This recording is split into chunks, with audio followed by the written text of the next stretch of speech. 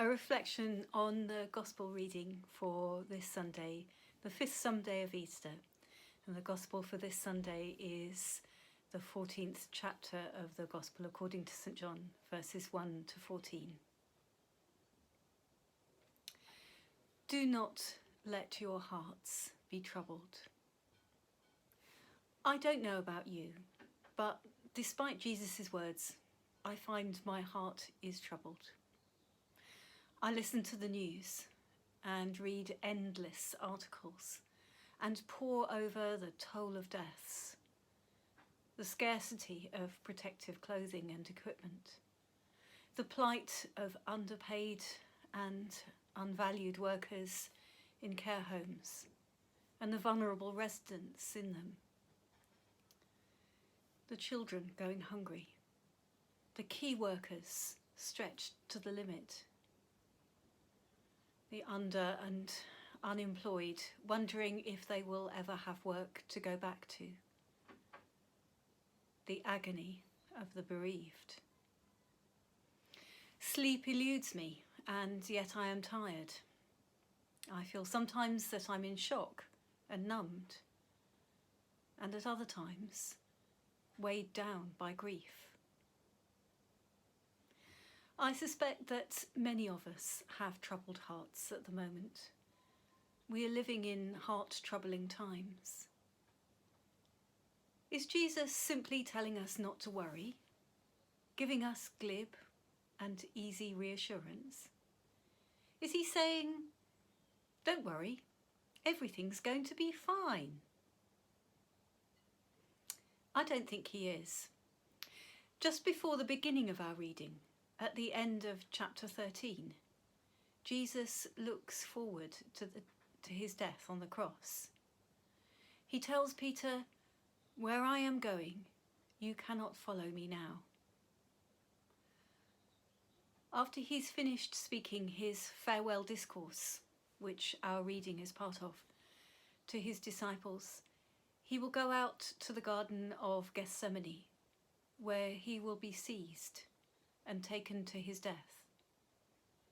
Everything that Jesus says to his disciples must have been said with a troubled heart, in fear, in regret and sadness and grief. Yet his message is one of trust and hope. How can we find that trust and hope in our time of troubled hearts?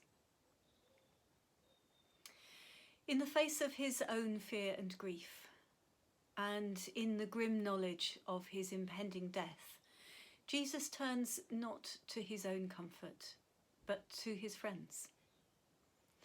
But his comfort for them isn't an easy one. For now, they can't go where he is going. But when they walk his way, they will find that the way of life leads through the gate of death. The Christian community in which John's Gospel was written knew only too well that Peter met his death, his own death, by crucifixion, and that being a follower of Christ was risky and dangerous. "You know the way to the place where I am going," Jesus says. He tells his friends that he is going to make dwelling or abiding places for them with the Father, and that he will bring them to those places. But this isn't a sentimental vision of cosy comfort.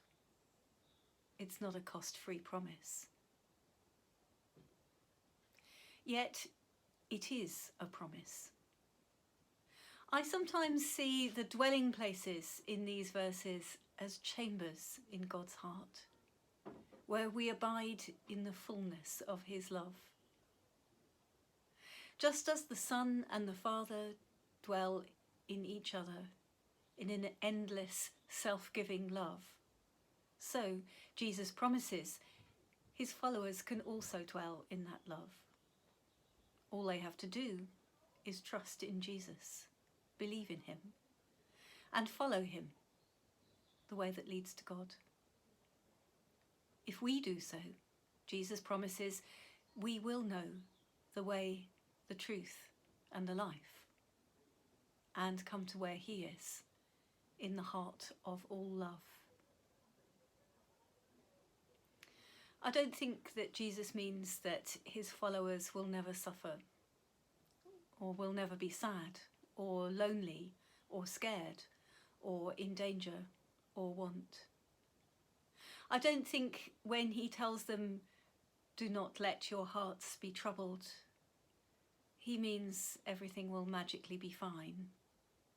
It's simply that when we entrust our hearts to him and turn our steps to follow him and shape our lives to become like him, then we come near to the place where we are held secure in an unfailing, life-giving love. If we dwell in that heart, then we can trust that the troubles of our hearts will be heard and shared and finally healed.